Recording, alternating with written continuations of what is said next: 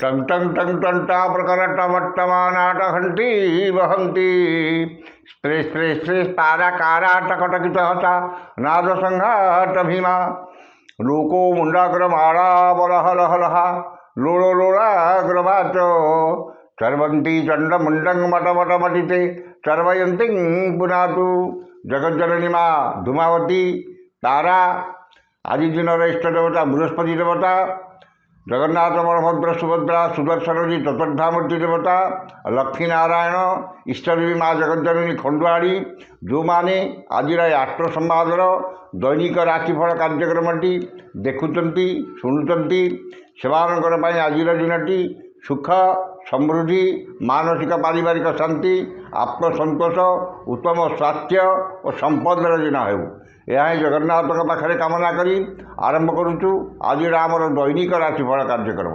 जय जगन्नाथ। आज जानुआरी मास 2 तारिख 2025 मसीहा धनु 18 दिन पौष मास शुक्ल पक्ष तृतीया गुरुवार तृतीया तिथि रात्रि 1 घंटा 1 मिनिट पर्यंत रात्रि 1 घंटा 9 मिनिट पर्यंत रहिबो एवं यापर चतुर्थी तिथि भोग हो। आज राशि नक्षत्र श्रवणा मकर श्रवणा नक्षत्र रात्रि 11टा 10 मिनिट पर्यंत रहिबो यापर धनिष्ठा नक्षत्र भोग हो। चंद्र मकर राशि अहोरात्र 60 दंड अवस्थान करेंगे।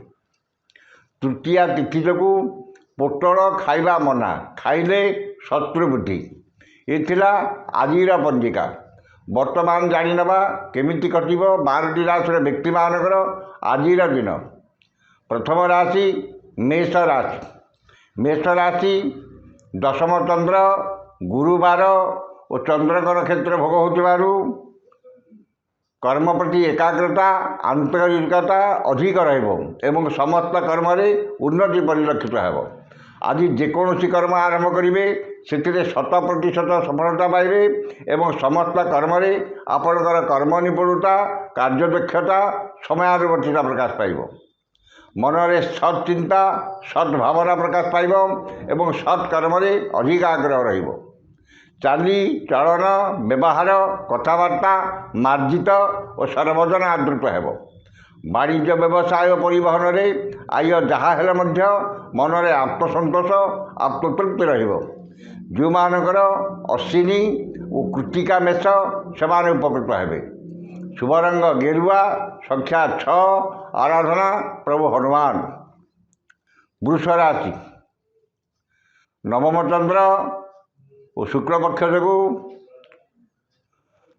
10 सम्मान सामाजिक प्रतिष्ठा और जनसंपर्क वृद्धि पाइब।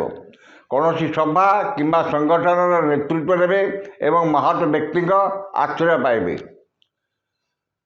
गुरुजन प्रति सम्मान और लघुजन प्रति स्नेह श्रद्धा आंतरिकता अधिक रहिबो। मनरे उन्नत चिंताधारा उच्चाभिलाष प्रकाश पाइब एवं उन्नतिमूलक कर्म ध्यान अधिक रहिबो। वाणिज्य व्यवसाय परिवहन में आय अति उत्तम हो।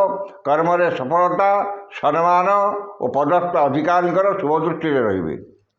जो मानकर कृतिका और मृगशिरा वृष से उपकृत हेबे। शुभ रंग धड़ा संख्या 4 आराधना प्रभु श्रीराम। मिथुन राशि अष्टम चंद्र जो वाद विवाद स्वास्थ्य आर्थिक कारोबार जानवाहन आरोहण काल में सतर्कता अवलंबन करेंगे। धन क्षति मानसिक अस्थिरता परिवार मनोमालिन्य एवं शारीरिक पीड़ा भोगे। चाली चलन व्यवहार कथबार्ता एवं समस्त कर्म विभाज्य हो। समस्त कर्म भूल निष्पत्ति ने एवं बिना कारण बहुत व्यस्त रे। अଯଥା खर्च वृथा भ्रमण लगी एवं मन अस्थिर विषादग्रस्त चापग्रस्त रहिबो। वाणिज्य व्यवसाय परिवहन में आय तुलन में बदखर्च अधिक हो। कर्म विफलता और समस्त कर्म कंटक सदृश मन हो। जो मानकर पुनर्वसु मिथुन से सतर्कता अवलंबन करेंगे। शुभ रंग सबुज संख्या 8 आराधना माँ छिन्नमस्ता। कर्कट राशि सप्तम चंद्र ଗୁରୁବାର ଓ ଚନ୍ଦ୍ରଙ୍କ ନକ୍ଷତ୍ର ଭୋଗ ହେଉଥିବାରୁ ମନରେ ପ୍ରସନ୍ନତା, ପରିବାରରେ ସୁଖ ଶାନ୍ତି ଏବଂ ଆମୋଦ ପ୍ରମୋଦ ମଉଜ ମଜଲିସରେ ଅଧିକ ଆଗ୍ରହ ରହିବ। ସୁଖବର ସୁସମ୍ବାଦ ମିଳିବ ଏବଂ ସମସ୍ତ କର୍ମରେ ସୁଚିନ୍ତିତ ପଦକ୍ଷେପ ନେବେ।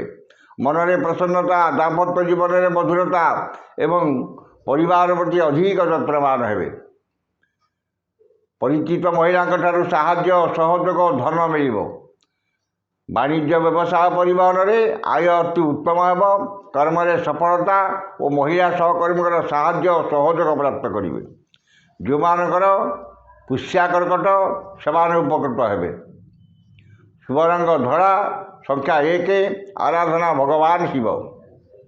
ସିଂହ ରାଶି, ଘାତଚନ୍ଦ୍ର ଯୋଗୁଁ ମନରେ ଦୁଶ୍ଚିନ୍ତା, ଦୁର୍ଭାବନା ଓ ହତୋତ୍ସାହ ଭାବ ପ୍ରକାଶ ପାଇବ ଏବଂ ଚାଲି ଚଳନ, ବ୍ୟବହାର, କଥାବାର୍ତ୍ତା ବିବାଦୀୟ ହେବ।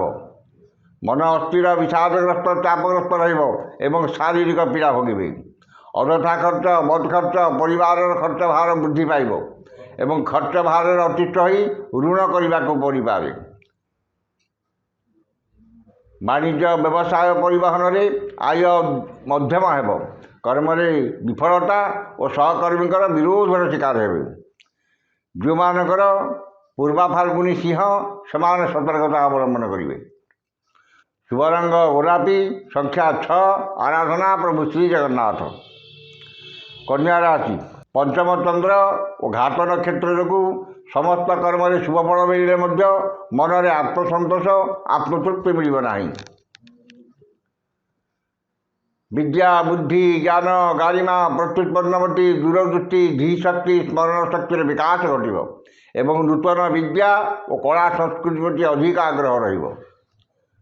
ସନ୍ତାନମାନଙ୍କର ଶିକ୍ଷା, ଦୀକ୍ଷା, ଚାଲି ଚଳନ, ବ୍ୟବହାର, କଥାବାର୍ତ୍ତା ଓ କର୍ମକୁ ନେଇ ଗର୍ବ ଅନୁଭବ କରିବେ।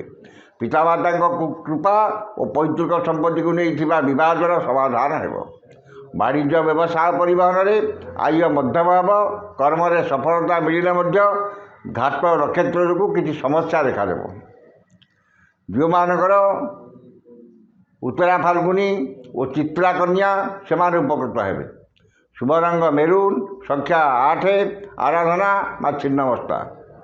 ତୁଳା ରାଶି, ଚତୁର୍ଥ ଚନ୍ଦ୍ର ଓ ଘାତ ବାର ଯୋଗୁଁ ବାଦ ବିବାଦ, ସ୍ୱାସ୍ଥ୍ୟ, ଆର୍ଥିକ କାରବାର, ସ୍ୱଜନ ପରିଜନ, ବନ୍ଧୁ ବାନ୍ଧବ, ସହକର୍ମୀ, ସହଯୋଗୀ, ପଦସ୍ଥ ଅଧିକାରୀଙ୍କ ସହ କଥାବାର୍ତ୍ତା ବେଳେ ସତର୍କତା ଅବଲମ୍ବନ କରିବେ।